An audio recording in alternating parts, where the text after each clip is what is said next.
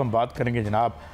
Doctor Ikramul हक साहब से कि ये जितना पैसा है जिसके बारे में उन्होंने बड़ी गहरी तहकीक की है कि वो बता रहे हैं कि वो कोई ओगरा का आदमी है, कोई कहाँ का आदमी है, पब्लिक ऑफिस होल्डर है और ये किस तरीके से करते हैं। हम डॉक्टर इकरामुल हक साहब से एक तो पूछेंगे कि ये 1992 के protection of economic reform act की भी बात करेंगे और फिर उनसे वो प्रोसेस पूछेंगे, ये पैसा कैसे काले से पहले जो है वो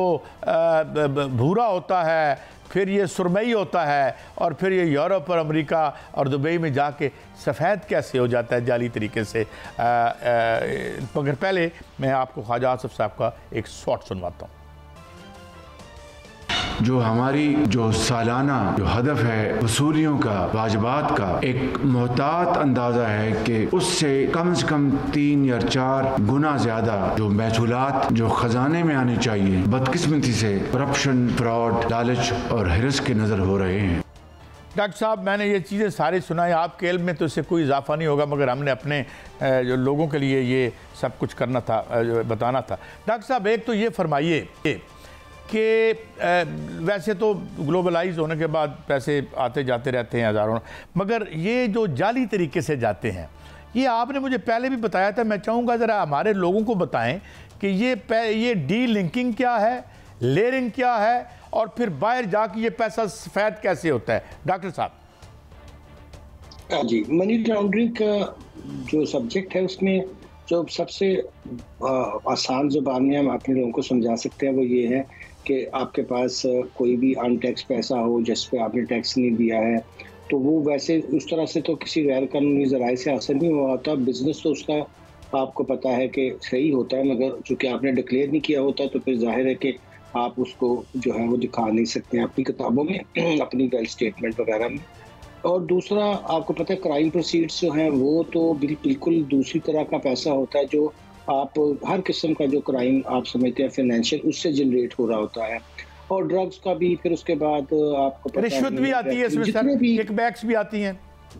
जी जी जी जी जी यही मैं कर रहा हूँ। फिर ये आपकी ह्यूमन ट्रैफिकिंग, करप्शन, जितने भी गैर कानूनी ज़राए हो सकते हैं आप उसके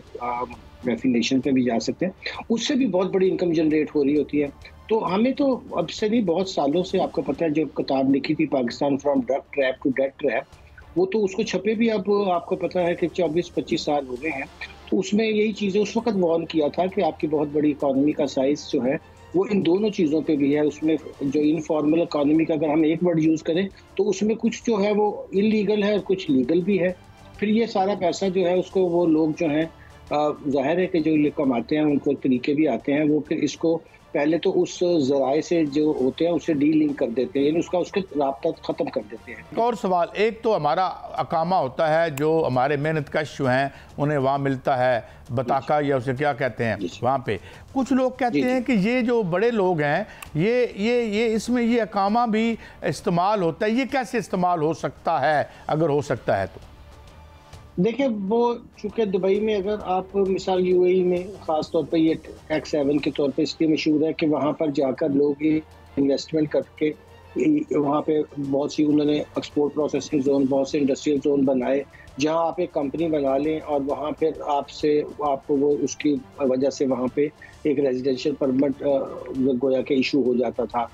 तो हमने जो उनके साथ दोहरे टैक्स का जो मुआहदा किया उसके अंदर ये भी रख दिया कि अगर आप 90 दिन वहाँ रहेंगे तो फिर आप वहाँ के जो है वो रेजिडेंट भी डिक्लेयर हो जाएंगे। 2021 में एक लॉ बना था पाकिस्तान में, इनकम टैक्स लॉ को अमेंड किया और कहा कि पाकिस्तानी सिटीजन जो है बाहर रहते हों और वहाँ पे उनको टैक्स ना लगता हो तो उनको पाकिस्तान का ही रेजिडेंट समझा जाएगा। और यहाँ ये खास तौर पे दुबई के लिए किया गया था क्योंकि वहाँ रेंटल इनकम पे टैक्स नहीं लगता। तो बहुत सोच विचार के बाद फैसला किया गया कि इस दोहरे टैक्स का जो हमारा मुआहदा है उसको भी बाईपास किया जाए और पाकिस्तान में पहली दफ़ा अमेरिका की तरह 183 डेज के से निकल कर ये भी कह दिया जाए कि पाकिस्तान का सिटीजन कहीं भी रहता हो, अगर उस मुल्क की रेजिडेंस ले वहाँ अगर वो टैक्स नहीं देगा तो फिर वो पाकिस्तान में उस आमदनी पे टैक्स देगा। अच्छा डॉक्टर साहब, वन फाइनल क्वेश्चन, ये मैं जो यानी आसानी के लिए पूछ रहा हूँ, वैसे तो हमारी डिक्लेयर्ड या जो जीडीपी है $350 बिलियन की है, क्या आप समझते हैं ये पैसा लीगली इलीगली जो बाहर हमने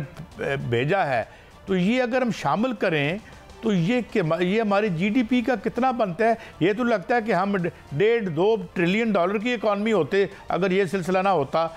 या मैं एग्जेजरेट कर रहा हूँ डॉक्टर साहब? नहीं, कैसा आप